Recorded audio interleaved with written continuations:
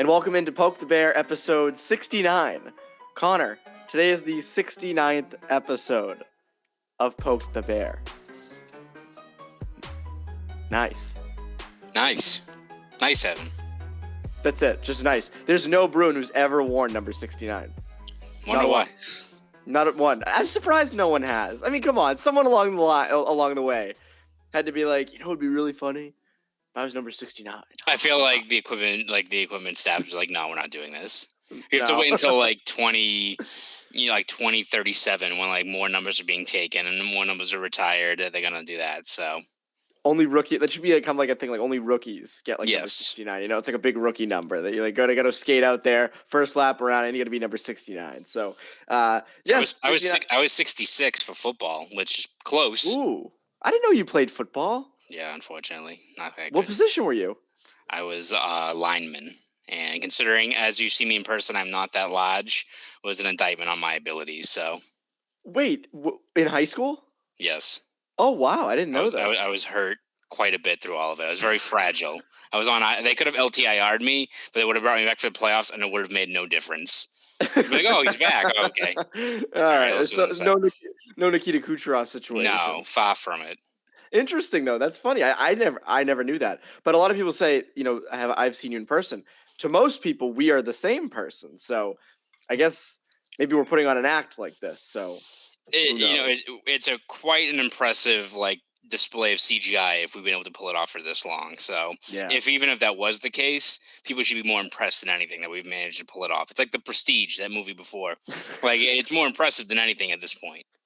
Pretty lame thing to pull off. We put all our prodigious efforts into CGIing two Bruins reporter. Oh, look, they're the same person. But anyways, real things to talk about today. Number one on the list, Tuukka Rask, spotted back at Warrior.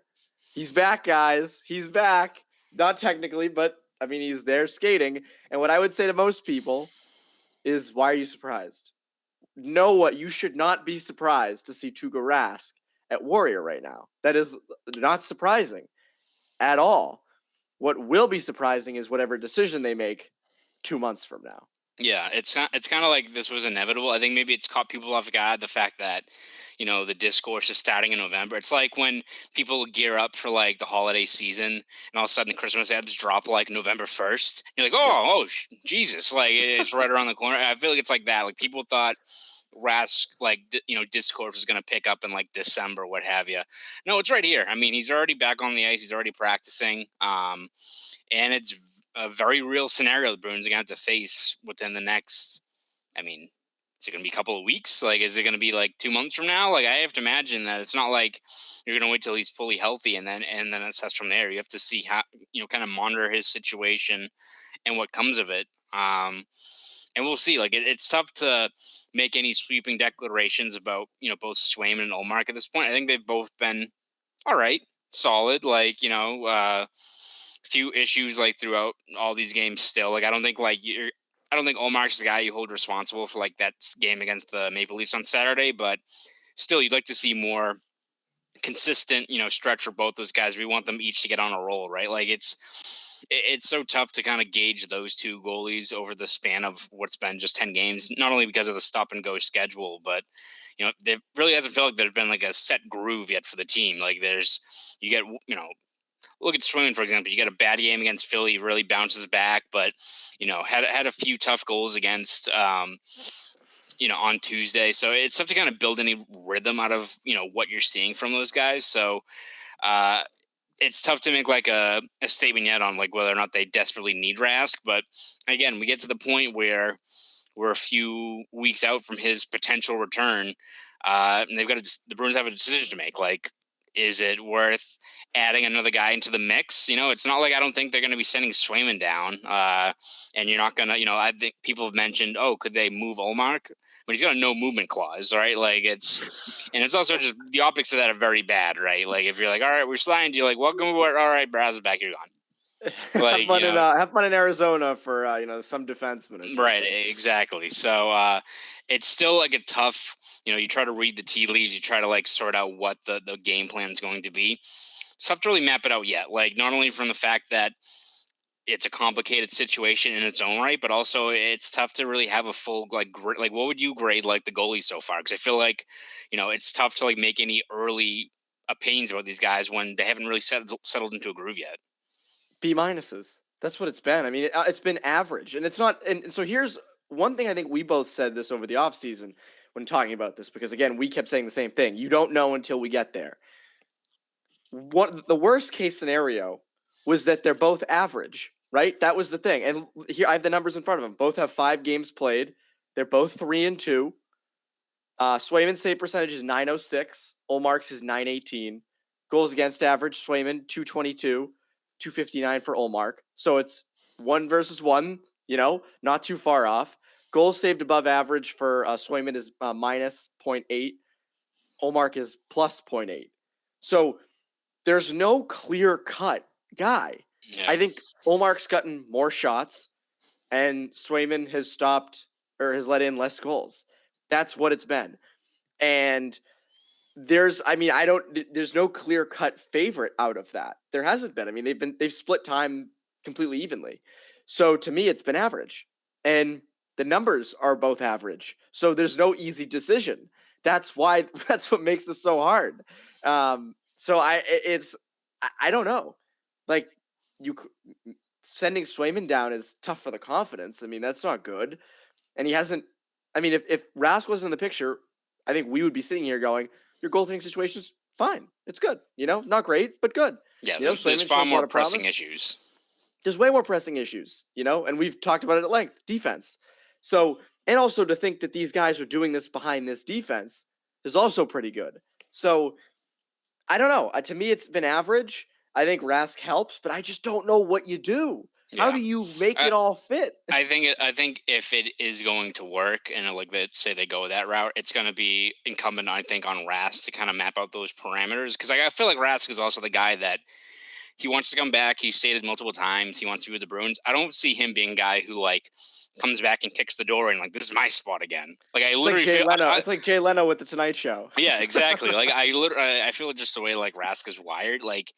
Even if he just signed it just to be a mentor or if they didn't have to go to him in a game, I think he'd be totally fine with that, of just being along for the ride with his teammates again. I feel like that's just the way he's wired. Again, I think he would love to play, and if he plays well, he's your number one goalie, which is a good problem to have if he's pushing the rest of these guys. But I also feel like he's not this guy who's ready to reclaim his throne at the number one spot in the goaltending depth chart if he comes back. I think he's aware it'd be a fluid situation. The Bruins are aware of it. It's all about whether or not they just want to add that, I don't know if headache's the right word, but add a complicated situation to such a pivotal spot on your team and the goaltending position. I think he likes Boston. I think he likes being with his teammates. I think he enjoys the whole thing. So why, in his mind, it's why not just come back, play a certain amount of games? If they start me in the playoffs, they start me. If they don't, they don't. And that's that. And walk away with $2 million, $3 million. But it also, remember this summer sounded like this was not a one season thing. He plans on signing for more than a year. Yes. So that's the other thing is they don't even know what the deal is with him now. But if he still wants to play, that's why, it would have made the most sense. If you didn't know Rask said what he said this summer and you didn't know Rask's position, you just looked at the situation from all other angles, you would say, well, Rask just moved on. Yeah. He either went back to Finland or he's playing in different parts of the league. He's with a new team, but he's sticking around. So I guess why not use it? Of course, some fans are like, oh, there's no need. Get him out of here. We wanted him gone when we thought he left. So now is bringing all of that back into the fray, which is always fun for the dumb stuffia that is the Twitter mention. It only took us a few weeks to get right back to it. It feels like an old friend stumbling back into the pod, doesn't it? Oh, he's back. Oh, there he is. He's so wacky. Yeah. It makes it feel like home again, I missed it a bit. Won't miss it. Give us a few more weeks. Yeah. Anyways, speaking of underperformers, Taylor Hall. Taylor Hall has not had the start he's wanted to this season, and feels like it hit a new, I don't want to say low. Low sounds bad, but I guess a new low for him on Tuesday night against the Senators when Jake DeBrusk was moved up with Charlie Coyle and Craig Smith and played at the end of the game with them. Taylor Hall was pretty much benched in those last final 6 or 7 minutes. Cassie says after the game, that's how it goes. He's got to learn how to play winning hockey. Too many turnovers. He obviously had that turnover on that first goal. How's a guy like Hall rebound from this? Yeah, I think Hall, from what we've seen from him so far, has been refreshingly candid. I think when he's spoken to us about his previous struggles and what have you, and I think Cassidy mentioned ahead of the game up in Toronto that Hall, maybe isn't the loudest guy, but he's very self-critical. He's always kind of hard on himself, and they kind of view that as a thing that he has to work on, is to acknowledge that it was a bad game and move forward from it. So I'm sure it's tough. You get pretty much benched over the last 9 minutes of that game. Rough game for him. Still got an assist on Derek Fulbert's far side goal, which Derek Fulbert, leading the run for the Art Ross is not what I expected. But I think for Hall, it's all about just kind of building, putting this one in the rearview mirror and bouncing back. Like, it's not like it's been all bad for him. And there's other circumstances at play, whether it's, on the power play. He's in a completely new role, which he looked pretty good at it on Saturday, where he tipped that Bergeron shot past Campbell. He still had a little bit of a lack of cohesion on that line. Like, there's been good spurts with Coyle in the middle. Other times it really hasn't worked out. Craig Smith's got 0 points in 7 games. You feel like, maybe he's still fighting something that he injured early on in this year. And if he was playing at his capabilities, especially as a shot first guy in that line, you'd think that maybe would be more production. So other factors are playing into it. Again, not the ideal start, not what you want to see, especially for a guy like Hall, who, as much as he's known for being a playmaker and transition, I think one thing that surprised a lot of Bruins fans was his defensive abilities last year and his overall attention to detail. And again, hockey's a game of mistakes. You have, I'm sure, even the best of the best players look over the span of 82 games and have many games, many shifts they want to, put in the rearview mirror.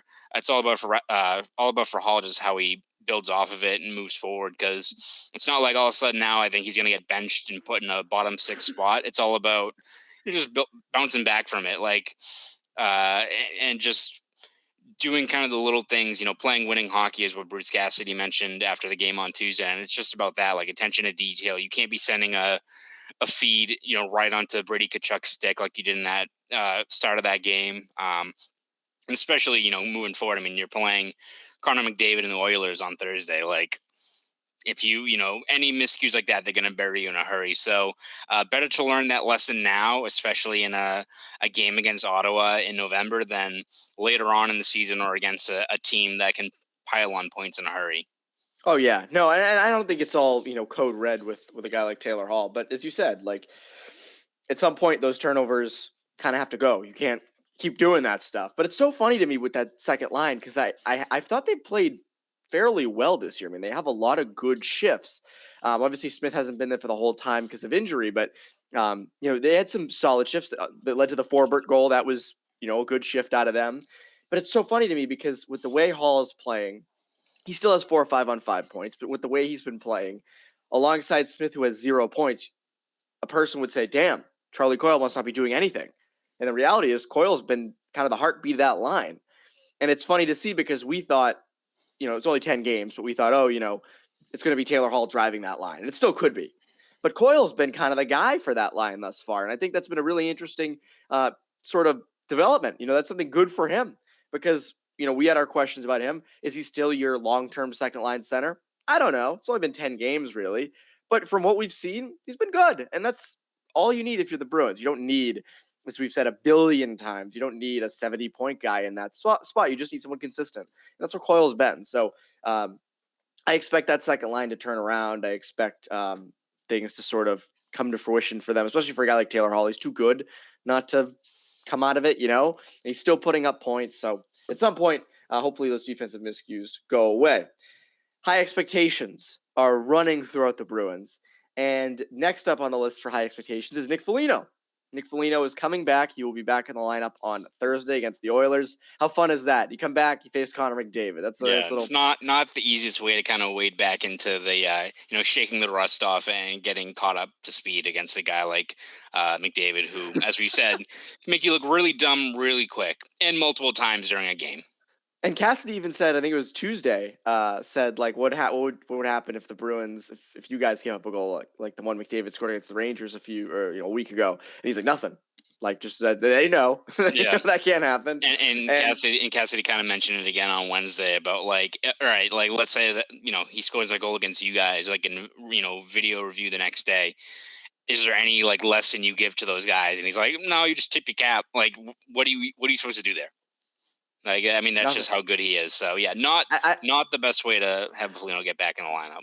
My favorite thing about the whole McDavid goal was the people on Twitter being like, that's not that impressive. That, they were about to get off the ice. It's like, no. You should have seen me play up in Burlington High back I in would have put my stick between his skates and my shoulder in his chest, and he would have been on his ass. And it's like, no, it just isn't that easy. Yeah. Okay.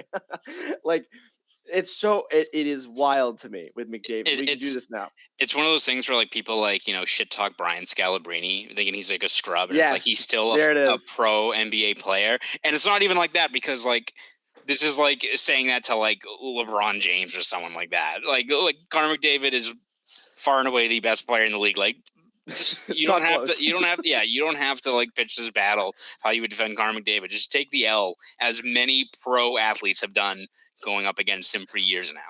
My favorite's like, Brian Scalabrine, I could kick his ass at the Y. And it's like, no, you couldn't. No. And how I know this? Brian Scalabrine, fun fact. Kick your ass at the Y?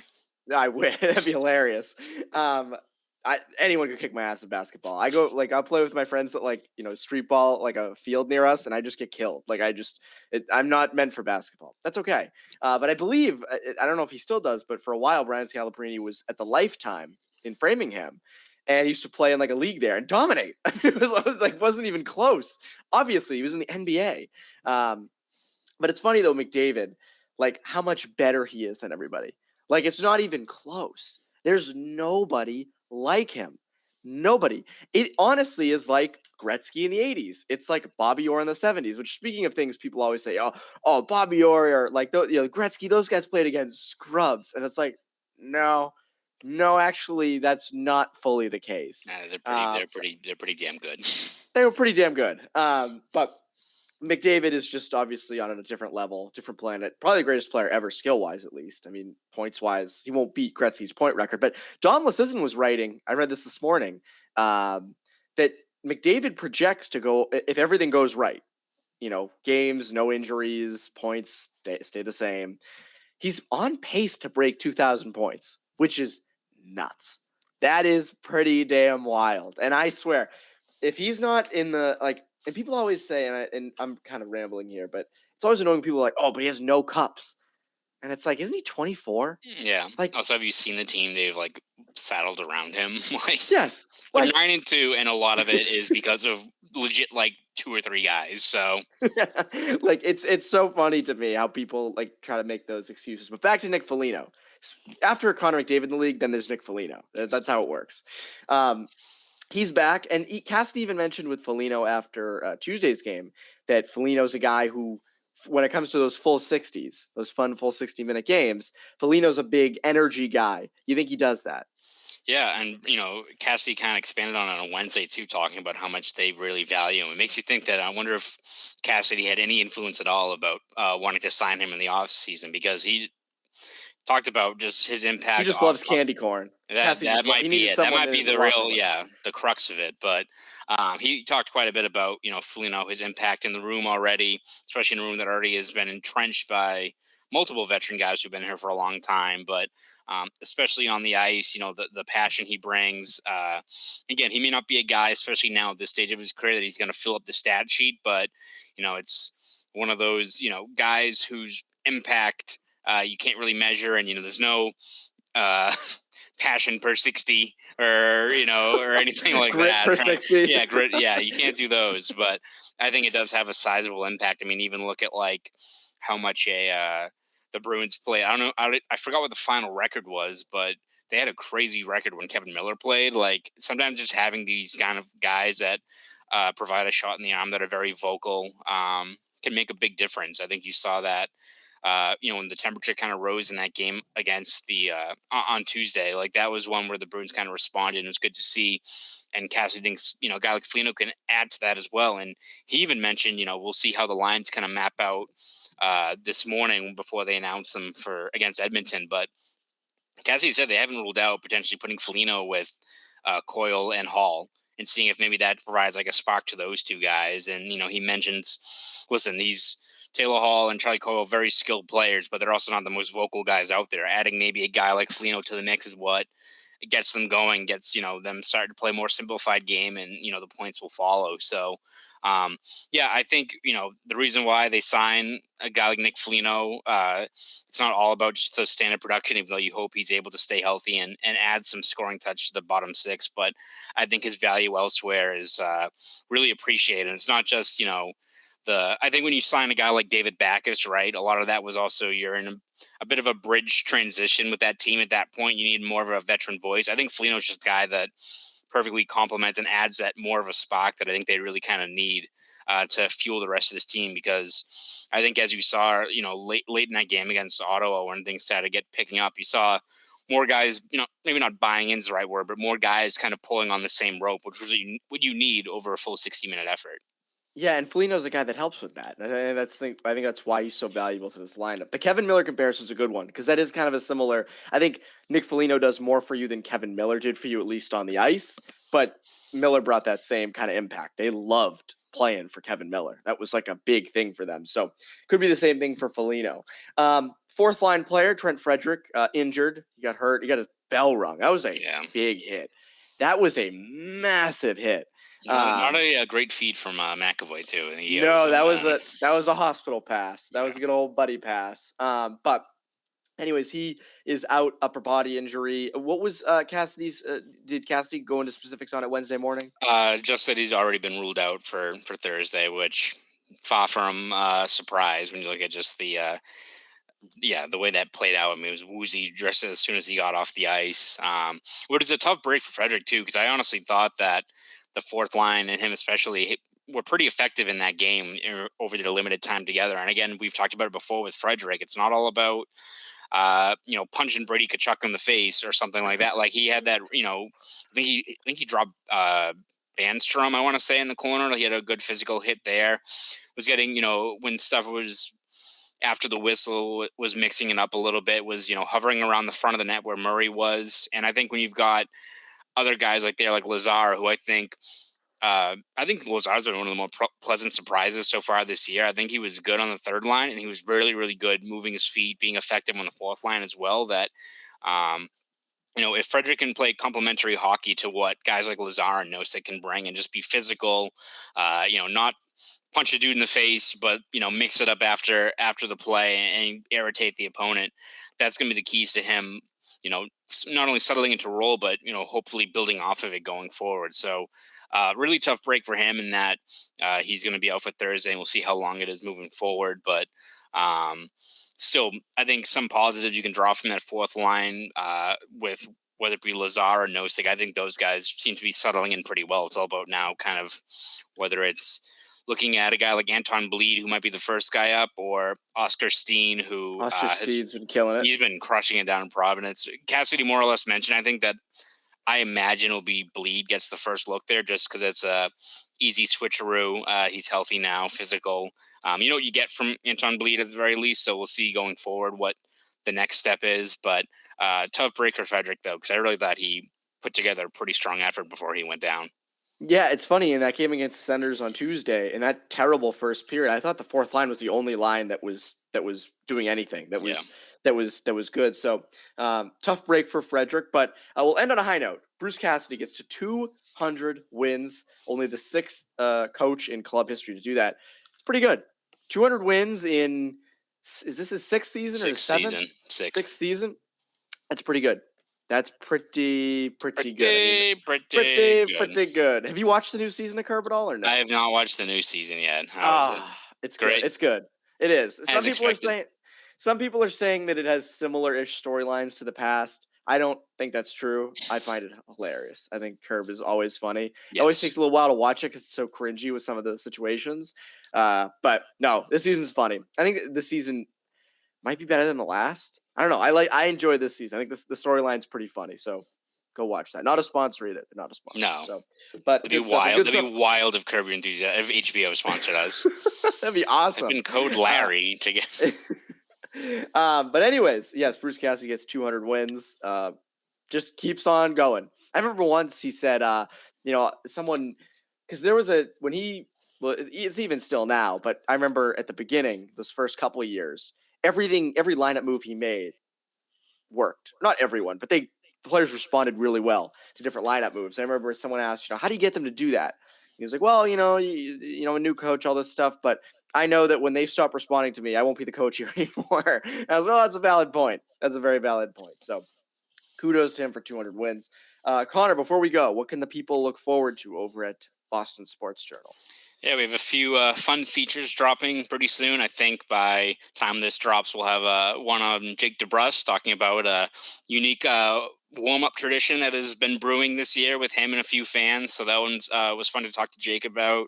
Obviously, post McDavid, we'll look at how the Bruins handled him, whether it was good or bad. Yeah, there'll be plenty of takes regardless of, it could be positive or negative, how that game pans out. You have Ullmark and net for that one. So we'll have all the breakdowns of that after the Oilers game over at BSJ. So subscribe over at bostonsportsjournal.com. Want to follow me on Twitter? Do that at ConnorRyan_93. Go do all that. That's Connor Ryan. I'm Evan Marinofsky. You Poke the Bear listeners. Have a great rest every day.